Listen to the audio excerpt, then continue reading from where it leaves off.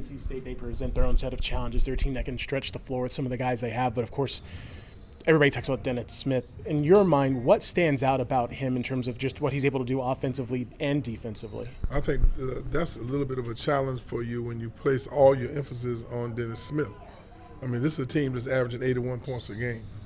I mean, if you average, most teams, if they're averaging 81 points a game, you'd be pretty happy as a coach to be putting up those kind of numbers. They got three kids shooting close to 40% from three. That says a lot. And then they have two inside guys, or three or four of them that are really factors. So as good as Dennis is, and he's getting all the publicity because he's had a couple of games of 30 points and a couple of games of triple doubles, and so he deserves that recognition. But they're averaging 81 points, and we're trying to avoid the philosophy of giving all your attention to Dennis and not give attention to a team that's averaging 81 points a game. Let's say, what does make him difficult to defend? Well, physically, he is extremely matured. From a instinctive standpoint, he has that rare basketball savvy that's very seldom comes along in a player his age. The guys with his kind of ability come along once a decade.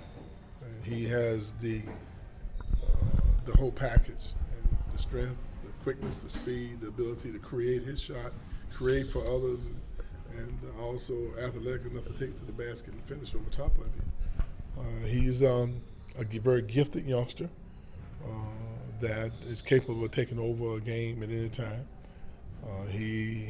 There have been a few of them come along, but he is at the top of those guys who bring that special gift to the table. Coach, how have you seen X take the next step just mentally from being the primary scorer 2 years ago to now being, a really good facilitator?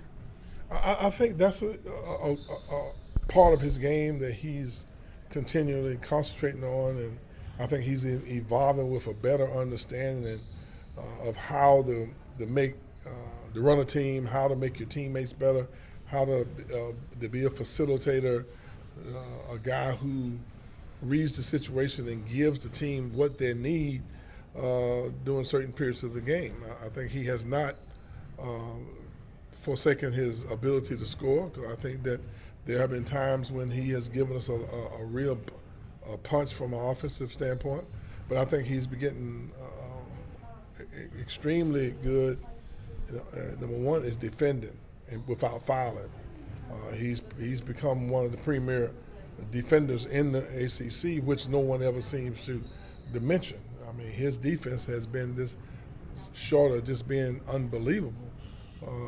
His ability to pick up the ball and be consistent with his effort, and he doesn't seem to tire.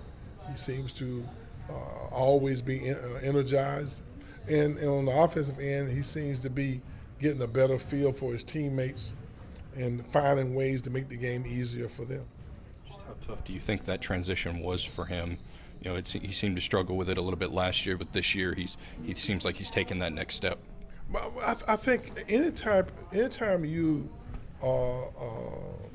ambition is to become what you call a complete player, when you have been accustomed to playing a certain style all your life, is an adjustment.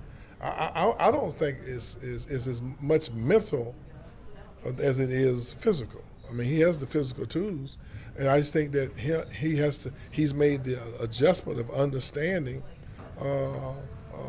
the importance, and he's of being a guy who has the ability to make his teammates better and make the game easier for them. That's a learned process as well as any other parts of the game. Going back to what you were saying earlier about NC State being a team that averages so many points and can do so many things defensively to stop them, is it one of those we'll see almost kind of the platoon approach where we've seen 10 to 12 guys, or will the rotation be maybe a little bit more limited, or how do you defend a team like that, I guess? I don't go into a game trying to figure out with a set number of players that I have to play. We're going to a game with understanding that we got to play with a tremendous amount of energy. Every game will have different types of matchups that we have to adjust to. We're going to just be who we are. We're a team that likes to play up-tempo. We like a team that likes to play aggressive on the offensive end, and that's who we are. And so now to say that we won't make some adjustments from time to time, I'm sure we will. Sometimes we might play some zone defense. It might be needed in that particular in a particular game, and we have played some. So we'll make whatever adjustments necessary as it relates to North Carolina State. We're going to come with the package that we've been playing with all year long. And if we have to make some adjustments, hopefully we'll be prepared to do so. A week ago, we were here asking you about maintaining your focus and staying sharp after a couple losses. Is the dynamic similar after a game like you had on Sunday in terms of keeping guys, I think the idea of not getting too high or too low, and reminding that, beating a team as much as you did doesn't mean anything the next game? Well, to be very honest with you, we have been singing the same song since the beginning of the season. I do believe that the stress, the pressure, the attention of that little 6-game stretch of playing top 25 teams maybe took its toll on our guys a little more than what I thought it would as a coach. I mean, obviously it was in front of every newspaper, every media outlet. That was the attention that was given to that period of our schedule. I think that only human nature set in, and maybe we did exhale for a minute, not being disrespectful, but I just think that psychologically it took a little more of a toll on our kids than I thought it did. But I think we've bounced back. Every team will have a game like what we had against Clemson on the offensive end, and every team will have you don't want to admit it, but most of the time every team will have one of those games where you're just not quite as sharp as you like to be during the course of the season. Hopefully we've gotten that out of our system. I'm hopeful that we have grown and learned how to avoid those little letdowns as a result of the challenge that we had going through those 2 games where we lost. And I thought we bounced back pretty good against Miami. Coming home obviously gave our kids a little bit of a boost. But right now, a lot of how we play remainder of the season will be mostly mental and emotional. How are we going to maintain the sharpness, that level of focus that's necessary for us to be consistent night in and night out? That's a process that we're growing in. Hopefully we got it. As a coaching staff, we're going to keep hammering it home. Hopefully as the players, they understand that you almost have to fight for that unity. You have to kind of fight to maintain that level of that level of 5 that we call it, where you are playing at your most emotional peak every day. In life, you always try to do that. That's kind of a moving target. I'm hoping that our guys are closer to and have matured enough to understand that if you're going to be successful in the ACC, you got to come with that mentality. Somebody hand you your hat and show you where the door is. 9 freshmen in the league are averaging double figures in points, which I think usually it averages 4 to 5. Is that just a deep freshman class this year, or? I'm not really sure it's anything other than this says that they're talented players, and guys had needs that were filled with freshmen. I think that says a lot about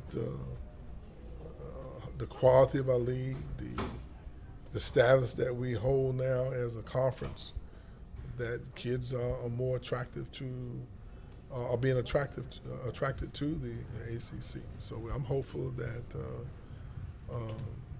that would be a trend that continues. How much does it help too? Just more veteran teams have been able to, because in your case, Jonathan came in and he was able to kind of adjust to things instead of all the pressure on him.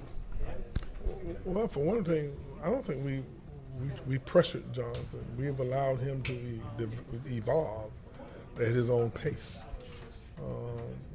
He does so many different things on the court that doesn't necessarily show up in the statistical column. That's just amazing. Moving the ball quickly, contesting passes, contesting shots, just being a great teammate, a positive